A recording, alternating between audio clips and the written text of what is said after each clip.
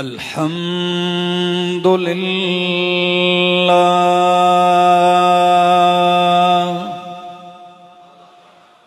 الحمد للہ رب العالمین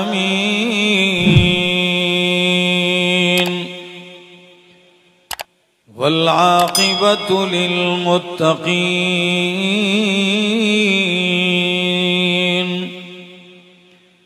والصلاة والسلام على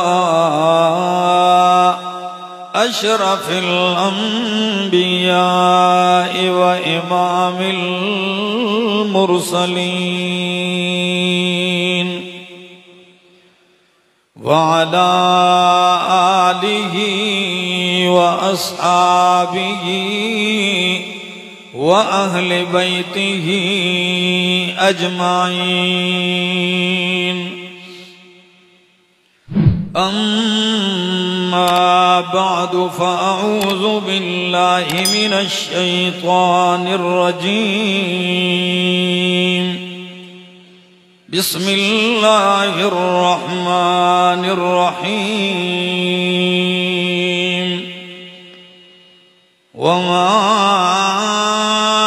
أرسلناك إلا كافة للناس بشيرا ونذيرا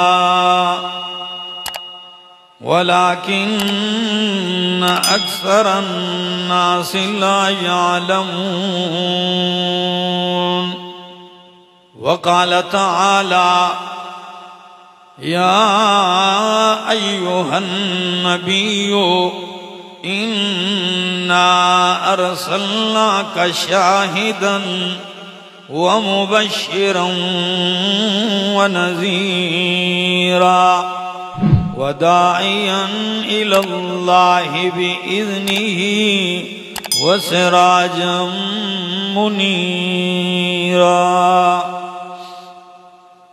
وقال النبي صلى الله تعالى عليه وسلم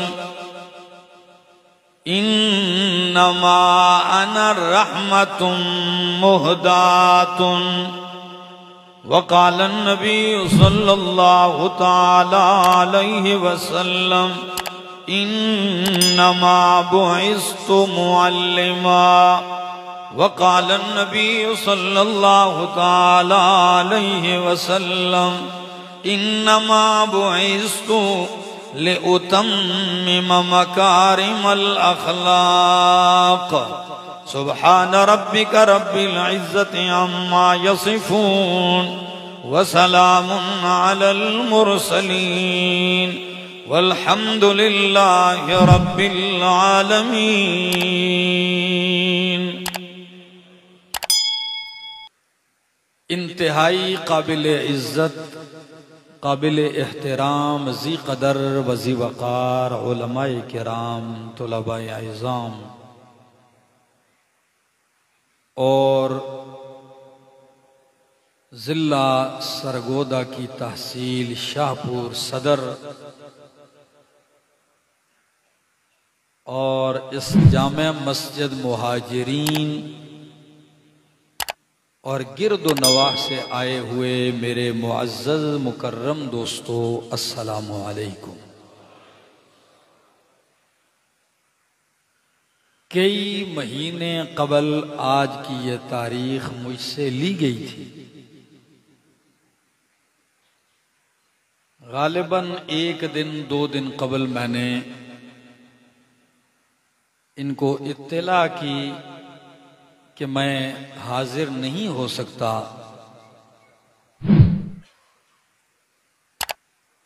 لیکن انہوں نے میرا کوئی عذر قبول کرنے کے بجائے یہ اصرار کیا کہ آپ بہر صورت تشریف لائیں. آج کے اس پروگرام کے لیے مجھ سے وقت حافظ انس صاحب نے لیا تھا، بحکم حضرت مولانا عطا اللہ حذیفی صاحب حفظہ اللہ.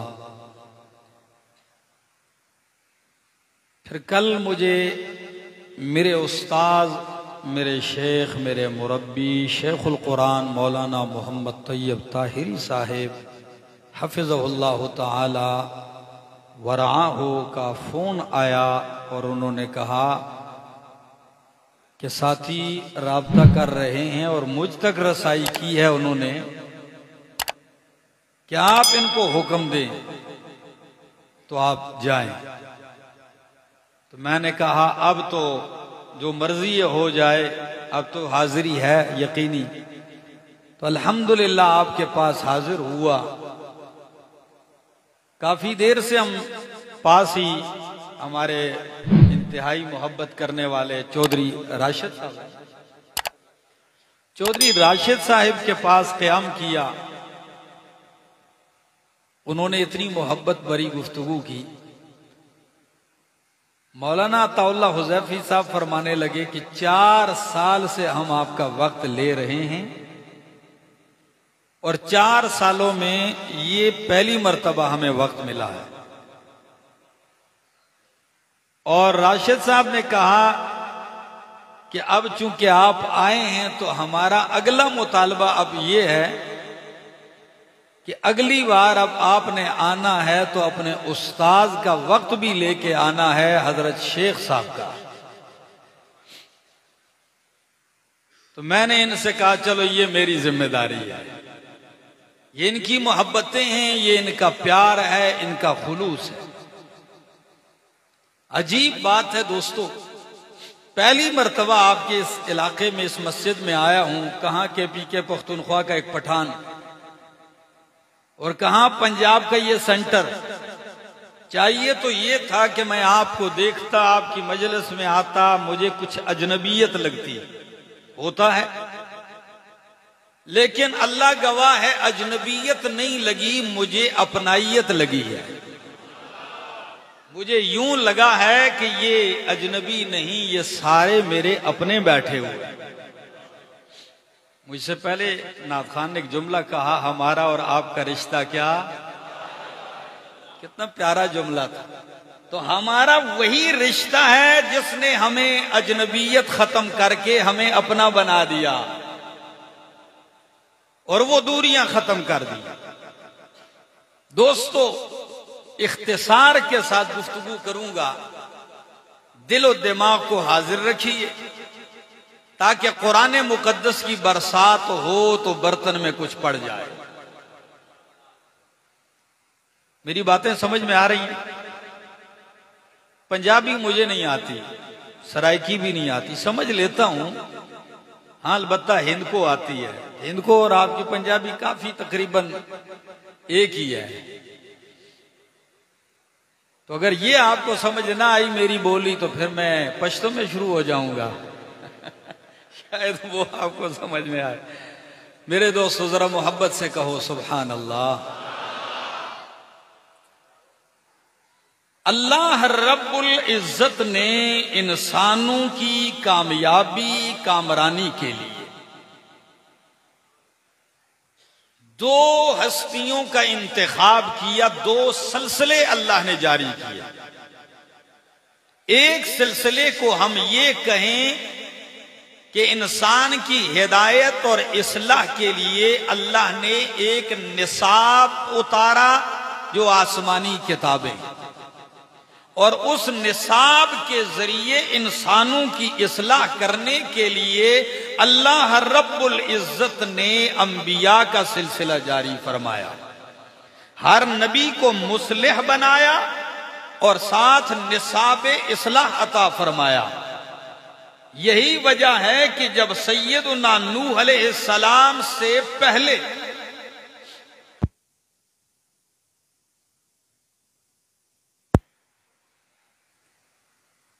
بگاڑ پیدا ہو گیا، اور یہ کوئی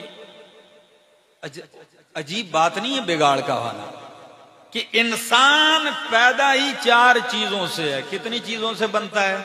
آگ، ہوا، پانی اور مٹی، اور ان 4 کا آپس میں کوئی جوڑ۔ تو جب آگ، پانی، ہوا اور مٹی کا کوئی جوڑ نہیں، یہ ساری متضاد چیزیں ہیں، اور جب متضاد چیزوں کو اکٹھا کیا جائے تو ٹکراؤ اور فساد اور بگاڑ تو ہوتا ہے. ایک قدم جب بگاڑ اور فساد ہوتا ہے تو وہاں اصلاح کے لیے بھی لائحہ عمل ہونا چاہیے. تو اللہ کو معلوم تھا کہ یہ 4 چیزوں کا مجموعہ ہے. فساد بگاڑ ان میں آئے گا. جب آئے گا تو اصلاح کیسے ہوگی؟ آپ ایک جنریٹر بناتے ہیں، ایک موبائل بناتے ہیں تو ساتھ اتنا کتابچہ ضرور رکھتے ہیں، خراب ہو جائے تو یوں ٹھیک کرنا ہے. تو فساد ہوگا، بگاڑ ہوگا تو اصلاح کیسے ہوگی؟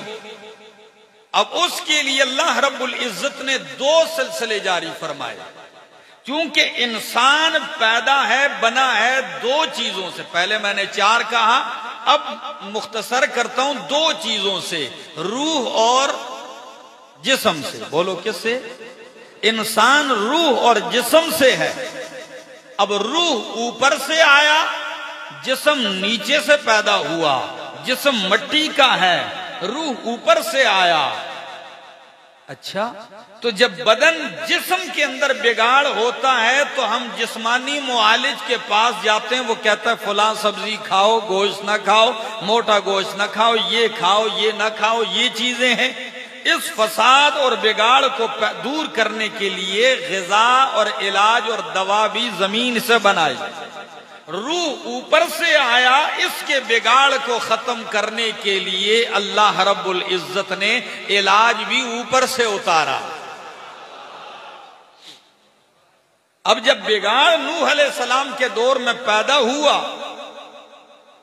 اور لوگوں نے اللہ کے ساتھ شریک ود، سوا، یغوث، یعوق اور نصر بنا دیے. 5 بزرگ تھے، یہ اللہ والے تھے، متقی و پرہیزگار تھے. جب ان کو پوجنا شروع کر دیا، ایک نسل نے ان کی قبروں کی تعظیم کی، دوسری نسل کے لیے مجسمے بنائے گئے. صرف ان کو پیار سے دیکھتے اور کہتے بس ان تصویروں کو، مجسموں کو دیکھتے ہیں، اپنے ان بزرگوں کی یاد تازہ ہو جاتی ہے، بس وہ دل بہلاتے ہیں ان سے. یہ نسل جب گئی، اگلی نسل آئی، علم ماند پڑ گیا، انہوں نے پوجا شروع کی، عبادت شروع کی، اور ایسے مگن ہوئے کہ پھر رب کائنات نے ان کی طرف اپنا پیغمبر رسول نوح علیہ السلام بھیجا. لیکن جب بگاڑ آیا، اس بگاڑ کو ٹھیک کرنے کے لیے نوح علیہ السلام کو 950 سال محنت کرنی پڑی. کتنی؟ اللہ اکبر. اللہ کی قسم، منہ سے کہنا آسان ہے. ہم تو 8-9 دفعہ بھی کسی کو سمجھائیں نہ مانے، ہم کہتے ہیں دفعہ کرو. ایسا ہی ہے. 950 سال. اور لکھا ہے علامہ زمخشری نے کشاف میں، علامہ قرطبی نے تفسیر قرطبی میں لکھا ہے کہ نوح علیہ السلام کو اتنا مارتے کہ آپ کا وجود پتھروں میں ڈوب جایا کرتا تھا. ڈوب جاتے. فرشتے آپ کو نکال کے، جبریل آپ کو نکالتے اور آپ کے وجود پہ مرم پٹی کرتے. یہ دن یوں گزرتا. صبح پوچھتے جبریل آج تو سارا دن لہو لہان کیا ہے، کل کیا کرنا ہے؟ جبریل کہتے رب کائنات کا حکم ہے، کل بھی یہی کام کرنا ہے. یہ سلسلہ چلتے چلتے نوح علیہ السلام کے بعد کئی پیغمبر آئے. ان میں اللہ کے خلیل ابراہیم علیہ السلام بھی آئے. میری اس تمہید کو سمجھو گے تو انشاءاللہ العزیز میں آپ کو ایک طویل سفر سے گزار دوں گا. بہت اختصار سے کام لے رہا ہوں، لحاظ کرتے ہوئے وقت کی نزاکت کا. جب آپ یہ سلسلہ ابراہیم علیہ السلام کے بعد چلتا ہے یہاں تک کہ جو قوم نوح نے 5 بزرگوں کو پوجنا شروع کیا، ود، سوا، یغوث، یعوق اور نصر، انہی کا رواج مکے کے لوگوں میں ایک بدبخت تھا جس کا نام تھا عمر بن لحی الخزاعی. قبیلہ خزاعہ کا یہ ایک شخص گزرا ہے، عمر بن لحی. یہ بدبخت شام گیا. شام میں اس نے دیکھا لوگ بتوں کو پوج رہے ہیں تو ان سے کہنے لگا یہ کیا کر رہے ہو؟ چونکہ مکے کے لوگ ملت ابراہیمی پر تھے. کس پر تھے؟ ملت ابراہیمی پر تھے، بت پرستی پر نہیں تھے. یہ بدبخت شام گیا اور وہاں سے ان سے کہنے لگا یہ کیا ہے، یہ جو پتھروں کو جو کرے. وہ کہنے لگے بارش نہیں ہوتی ہم ان سے مانگتے ہیں بارش ہوتی ہے، بیماریاں ٹھیک ہوتی ہیں، مدد طلب کرتے ہیں کام بنا دیتے ہیں، اللہ کا قرب چاہتے ہیں یہ ہمیں اللہ کے قریب کر دیتے ہیں. تو عمر نے کہا اچھا کچھ دو چار مجھے مل جائیں گے. اتنے کم دیا چیزاں نے کوئی دو چار دانے ماں بھی ملنے چاہیے، کچھ مجھے ملیں گے. جی لے جاؤ. دو تین پیس اٹھا کے ان کے لیے پیک کر کے دے دیے. واہ جی عقل انسانی بھی عجیب بات ہے. جو شاپر میں پیک ہو جائے وہ خدا ہے، وہ الہ ہے جی.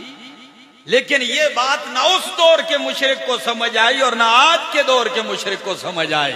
اس دور کا مشرک جو کہتا جو تراشا جائے وہ الہ ہو سکتا ہے، جو مورت بن جائے وہ الہ ہو سکتا ہے، وہ کہتے تھے جو شاپر تھیلے بورے میں بند ہو جائے اس کو بھی الہ مان لیتے تھے.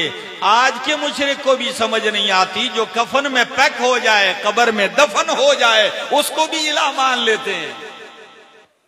کیا خیال ہے میرے دوستو؟ ہوتا رہا. یہ بت لے کے مکہ آیا. مکے والوں نے کہا یہ کیا چیز لے کے آئے ہو؟ کہنے لگے بڑا خاص تحفہ ہے. بڑا خاص تحفہ لائے. جی کیا؟ یہ ان کی تعظیم شروع کر دو.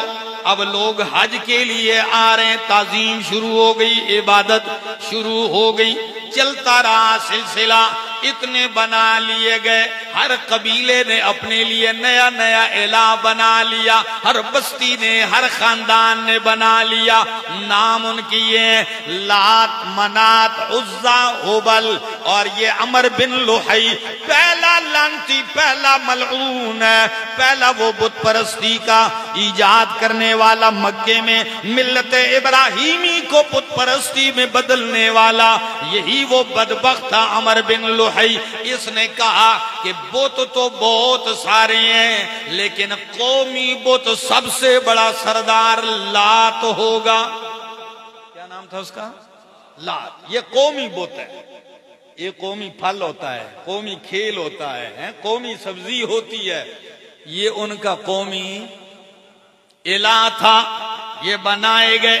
پھر ایک نہیں 360 بت، کعبۃ اللہ کے اندر بھی، کعبۃ اللہ کے سامنے بھی، مطاف میں بھی، مقام ابراہیم میں بھی، حتیم میں بھی.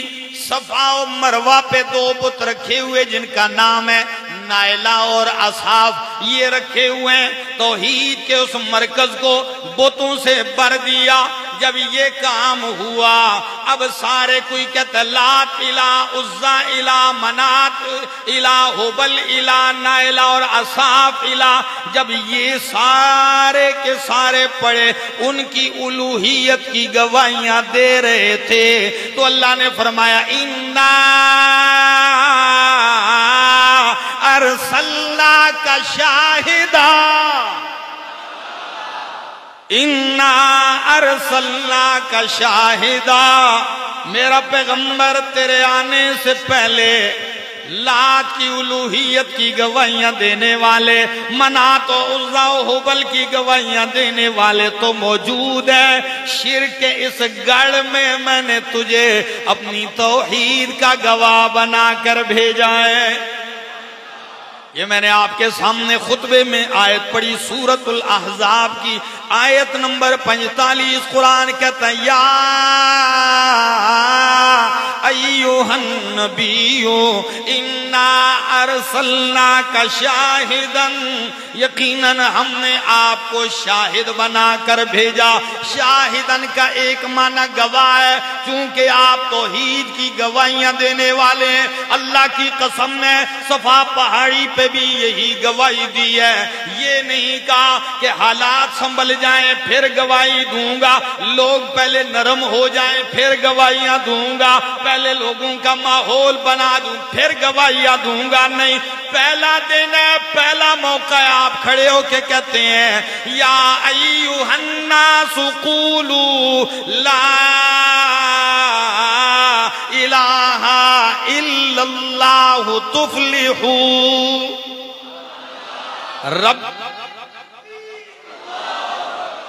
رب کی توحید کی گواہیاں پہلے دن سے شروع ہو گئیں, اور اب آپ اچھی طرح جانتے ہیں جو ہونا تھا وہ دنیا نے دیکھنا شروع کر دیا. میں انشاءاللہ یہی آیت لے کے چلوں گا, انشاءاللہ قرآن کا طالب العلم ہوں, قرآن سناؤں گا آپ کو. فرمایا انا ارسلناک شاہدن, میرا پیغمبر ہم نے آپ کو شاہدن گواہ بنا کر بھیجا ہے. یہ ایک معنی میں نے کیا ہے.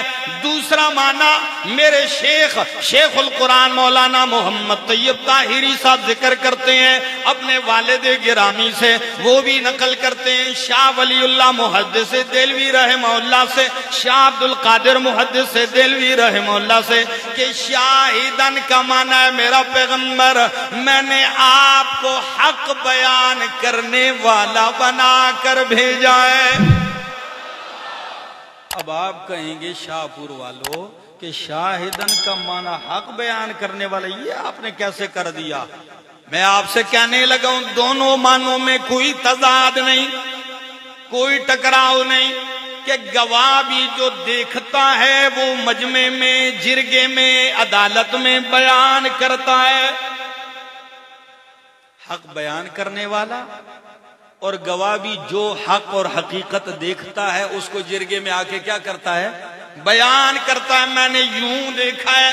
تو اللہ اپنے پیغمبر سے کہتے ہیں میرا پیغمبر انا ارسلناک شاہدن, جو میں نے آپ کو قرآن میں بتایا, جو میں نے آپ کو قرآن میں دکھایا, آپ وہ حق بیان کرنے والے ہیں.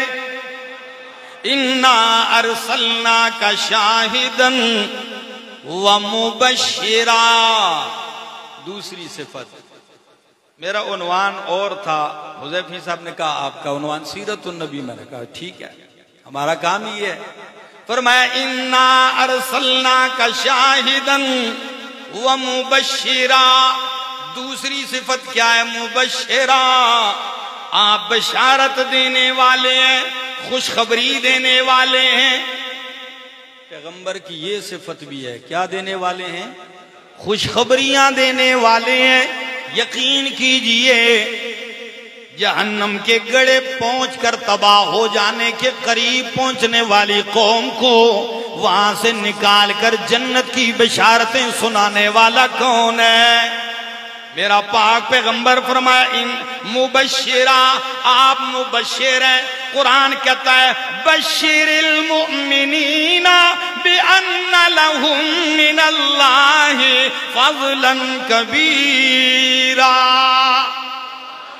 سارے مومنوں کو بشارت سنا دیجئے. کبھی بشارت خاص طبقے کو سنائی جاتی ہے. قرآن پہلے پارے سورت بقرہ میں کہتا ہے وَبَشِّرِ الصَّابِرِينَ, میرا پیغمبر صبر کرنے والوں کو بشارت سنا دیجئے. صبر کرنے والے کون ہیں؟ الَّذِينَ إِذَا أَصَابَتْهُمْ مُصِيبَةٌ قَالُوا اِنَّا لِلَّهِ وَإِنَّا إِلَيْهِ راجعون. صبر کرنے والوں کو بشارت سنا دیجئے. اور یہی چیز ہمیں لے ڈوبی ہے کہ دنیا میں لوگوں میں صبر نام کی کوئی چیز, ہر بندہ دیکھو صبر نہیں. آپ چوک میں چلے جاؤ کو پتہ چل جائے گا, موٹر سائیکل والا کہتا ہے میں پراڈو سے بھی آگے نکل جاؤں, اور سائیکل والا کہتا ہے میں جہاز سے بھی آگے پہنچ جاؤں. صبر نام کی کوئی چیز نہیں. نقصان کیا ہے؟ سب بربادی. صبر بہت بڑی چیز ہے. صبر سے ملتا کیا ہے؟ فرمایا بشارت سنا دیجئے صبر کرنے والوں کو. صبر کرنے والوں کو کیا ملتا ہے؟ رب کا قرآن پڑھنے لگا ہوں, ہر عمل کا بدلہ حساب سے ملتا ہے، نماز کا بدلہ حساب سے، زکوٰۃ کا بدلہ حساب سے، حج کا بدلہ حساب سے ملتا ہے، ایک صبر ہی تو ہے۔ قرآن کہتا ہے انما یوفی الصابرون اجرہم بغیر حساب، اللہ صبر کرنے والوں کو ان کا اجر بدلہ بے حساب دیتا ہے۔ اچھا اب تیسرا سٹیپ دیکھ لیجئے، کبھی فرمایا بشر المخبتین، میرا پیغمبر عاجزی تواضع کرنے والوں کو بھی بشارتیں سنا دیجئے۔ سارا قرآن پڑھ لیجئے، کہیں نہیں آتا تکبر کرنے والوں کو بشارت سنا دیجئے، یہ کہیں نہیں۔ ہاں ان کو بشارت اگر ملے بھی تو جہنم کی ملے گی، جنت کی نہیں۔ عاجزی کرنے والوں کو بشارت سنا دیجئے۔ کبھی آپ کی بشارت کا انداز یہ ہوتا ہے، فرمایا میرا پیغمبر توبہ کرنے والوں کو بشارت سنا دیجئے۔ کبھی آپ کی بشارت کا انداز یوں ہوتا ہے، اللہ فرماتے ہیں قُلْ يَا عِبَادِيَ الَّذِينَ أَسْرَفُوا لَا تَقْنَطُوا مِن رَحْمَةِ اللَّهِ، میرے ان بندوں سے کہہ دیجئے جنہوں نے گناہ کر کر کے اپنے اوپر ظلم کر رکھا ہے، کیا کہہ دیجئے لا تقنطوا من رحمت اللہ، اللہ کی رحمت سے مایوس اور نا امید نہ ہو۔ کبھی بشارت یوں بھی دی جاتی ہے، پیغمبر پاک ایک ہی مجلس میں بیٹھے ہوئے ہیں، فرمایا ابو بکر فی الجنہ، عمر فی الجنہ، عثمان فی الجنہ، علی فی الجنہ، طلحہ فی الجنہ، زبیر فی الجنہ، سعد فی الجنہ، سعید فی الجنہ، عبد الرحمن ابن عوف فی الجنہ، ابو عبیدہ ابن الجراح فی الجنہ، جن کو دنیا کہتی عشرہ مبشرہ، وہ 10 صحابہ جن کو پیغمبر پاک صلی اللہ علیہ وسلم نے ایک محفل میں بشارت دی، مبشرہ، میرا پیغمبر میں نے آپ کو بشارتیں دینے والا بنا کر بھیجا، اور یہی نہیں صرف بشارتیں بلکہ وہ نذیرہ، ڈر سنانے والا بھی بنا کر بھیجا ہے کہ میرا پیغمبر انذر الناس، لوگوں کو ڈرائیے، آپ نذیر بھی ہیں، آپ منذر بھی ہیں۔ فرمایا تبارک الذی نزل الفرقان علی عبدہ لیکون للعالمین نذیرا۔ آپ ڈر، میرے دوستو، میں تو مجھ سے پہلے جو میرے دوست گئے ہیں انہوں نے تو بڑی کوشش کی آپ کو جگانے کی ہے، لیکن میں تو اتنا نہیں کہہ سکتا، لیکن اتنا آپ سے ضرور کہوں گا کہ میری بات توجہ سے سن لیجئے۔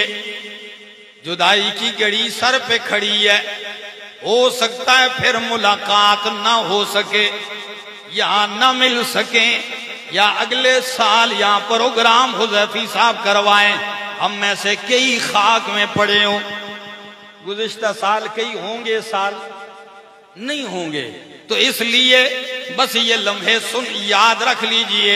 میں یہی دعا کو رہوں گا آپ کے لیے اللہ کہ آج اس مرکز توحید کے اس مرکز میں اللہ تو نے جمع کیا ہے اپنی توحید کی خاطر، ہماری التجا ہے اگر دنیا میں نہ مل سکے ہمیں عرش کے سائے تلے اکٹھا فرما۔ آمین تو کہہ دو بھائی، ہاں اب بولے۔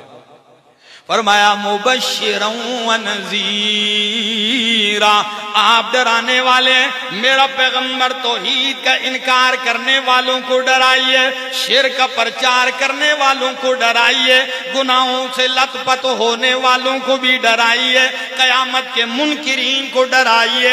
کس سے؟ قیامت سے، عذاب سے، رب کے قہر سے، رب کے غصے سے ڈرائیے میرا پاک پیغمبر۔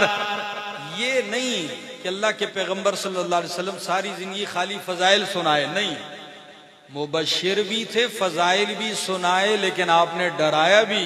ابو موسیٰ اشعری رضی اللہ تعالیٰ عنہ فرماتے ہیں میرے حبیب کی تقریر کا انداز یہ ہوتا تھا کہ آپ ڈراتے بھی، آپ بشارت بھی دیتے، کبھی جنت کے تذکرے کرتے، رب کی رحمتوں کے تذکرے کرتے، پورا مجمع عش عش کرنے لگتا، جھوم جاتا، یوں لگتا جنت کی سیر ہو رہی ہے۔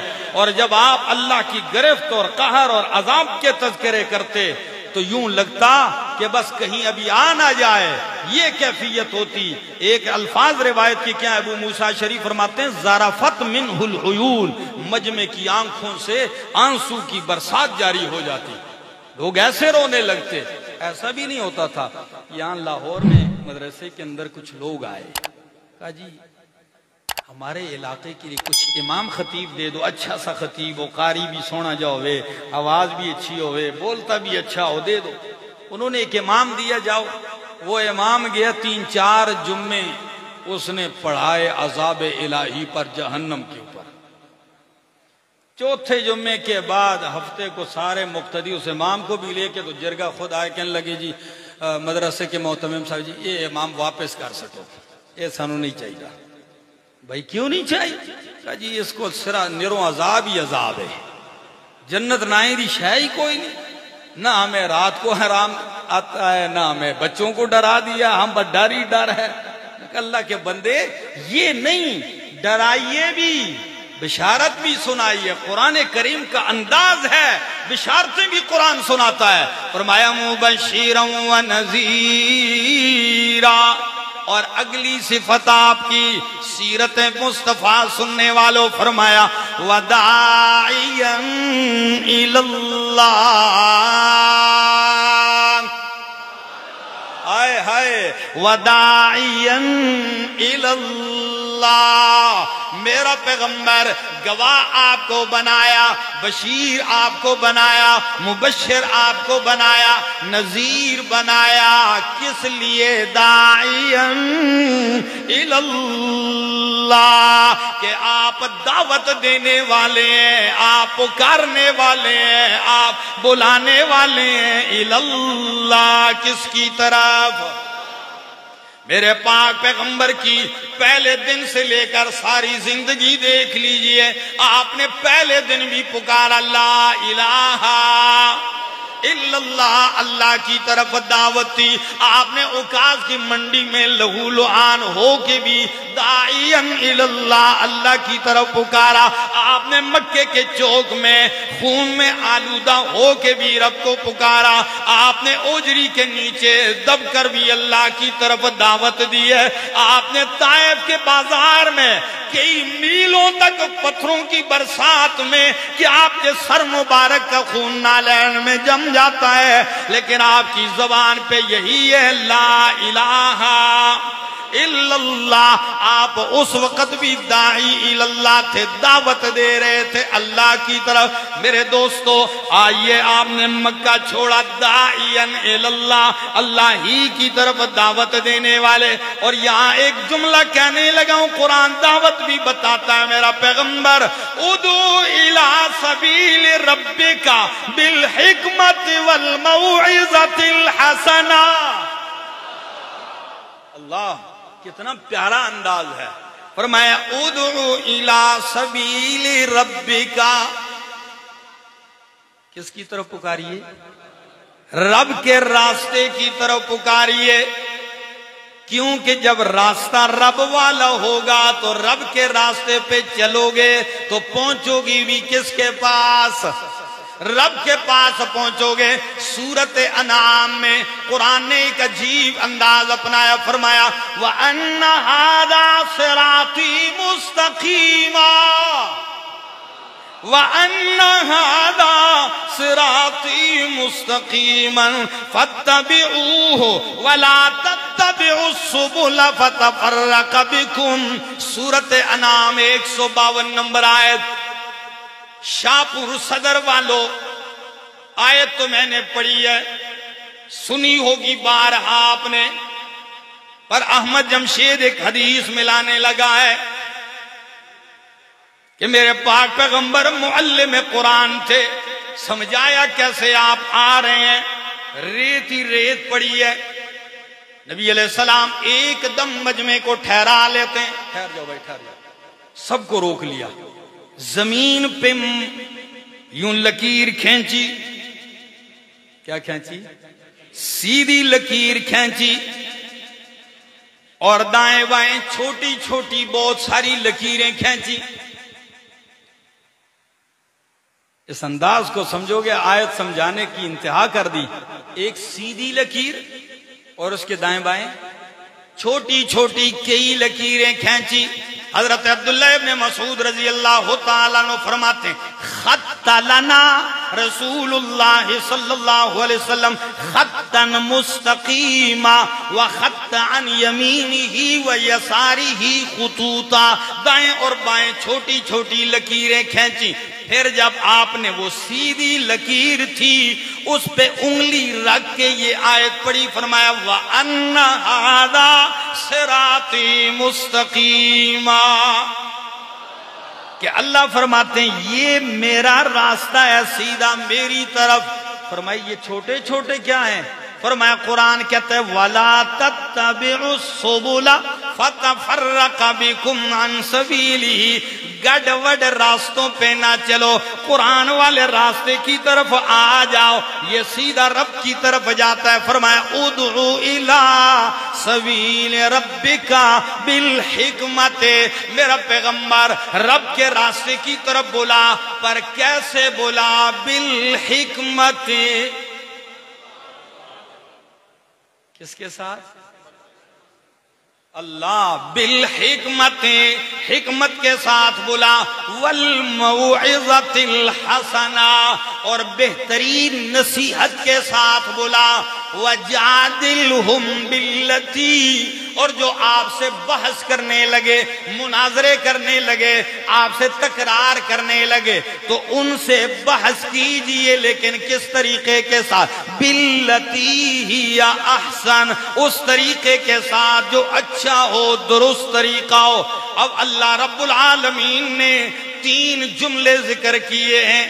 اللہ کی طرف دعوت دینے کے لیے کتنے جملے؟ توجہ ہے، کتنے؟ بالحکمت والموعظۃ الحسنہ، تیسرا وجادلہم باللتی ہی احسن۔ حکمت سے مراد کیا ہے؟ مفسرین کرام کہتے ہیں حکمت سے مراد قرآن بھی ہے، کہ خود قرآن کہتا ہے یاسین والقرآن الحکیم ومن یؤت الحکمت فقد اوتی خیرا کثیرا۔ اور حکمت سے مراد پیغمبر کی سنت بھی ہے۔ قرآن دوسرے مقام پہ کہتا ہے لقد من اللہ علی المؤمنین اذ بعث فیہم رسولا من انفسہم یتلو علیہم آیاتہ ویزکیہم ویعلمہم الکتاب والحکمت۔ تو کتاب کے بعد حکمت کا معنی سنت۔ امام شافعی رحمہ اللہ فرماتے ہیں سنت مراد ہے حکمت سے۔ اب پہلی آیت میں حکمت قرآن، دوسری آیت میں حکمت سے مراد سنت، دونوں کو جمع کیجئے، آیت کا معنی کیجئے ادعو الی سبیل ربک بالحکمت، میرا پیغمبر رب کے راستے کی طرف بلا، رب کے قرآن سے اور اپنی سنت سے۔ بالحکمت والموعظۃ الحسنہ، اور اچھے واعظ کے ذریعے۔ علامہ ابن عاشور اپنی تفسیر التحریر والتنویر میں عجیب بات لکھتے ہیں، اور یہی بات ان سے قبل شیخ الاسلام ابن قیم رحمہ اللہ اپنی تفسیر بدائع التفسیر اسی آیت کے ذیل میں لکھتے ہیں کہ والموعظۃ الحسنہ، موعظہ حسنہ، اچھا واعظ کیا چیز ہوتی ہے؟ وہ فرماتے ہیں الامر المقرون بالترغیب والترہیب، الامر والنہی المقرون بالترغیب والترہیب، لوگوں کو قرآن و سنت کے امر کے ساتھ، لیکن ساتھ ساتھ کیا ہو؟ ترغیب بھی ہو، ترغیب بھی ہو، فضائل بھی ہو رغبت کے لیے، ڈر بھی ہو، چونکہ مبشر بھی ہیں اور آپ نذیر بھی ہیں۔ وَدَاعِيًا إِلَى اللَّهِ بِإِذْنِهِ وَسِرَاجًا مُنِيرًا۔ اور ایک جملہ بس آخری بات کرنے لگا ہوں، چونکہ میں نے شاید وقت زیادہ لے لیا ہے اور مہمان دوسرے بھی آ گئے ہیں، اور آپ کو پتہ ہوتا ہے جب ایک خطیب بول رہا ہو اور دوسرے کو سٹیج پہ لایا جائے تو یہ مہذب طریقہ ہوتا ہے سمجھانے کا کہ اب آپ کا وقت کیا ہو گیا ہے، پورا ہو۔ سن رہے ہیں؟ پیغمبر کو اللہ نے داعی فرمایا، کیا فرمایا؟ داعیاً الی اللہ۔ پیغمبر داعی ہیں، مدعی نہیں ہیں۔ انشاءاللہ سنو گے جھوم جاؤ گے۔ پیغمبر داعی ہیں، مدعی نہیں ہے۔ اللہ نے داعی بنایا، مدعی نہیں بنایا۔ یہاں شاہپور والوں آپ پوچھ سکتے ہیں کہ داعی میں مدعی میں فرق کیا ہے؟ پوچھ سکتے ہیں نا؟ تو میں دو فرق بتانے لگا ہوں۔ ایک فرق ذکر کیا ہے امام رازی رحمہ اللہ نے تفسیر کبیر میں، اسی آیت کے ذیل میں دیکھ لینا۔ اور دوسرا فرق میرے شیخ القرآن مولانا محمد طیب طاہری ذکر کرتے ہیں۔ دونوں کو سنیے، انشاءاللہ مزہ نہ آیا تو پھر کیا نا۔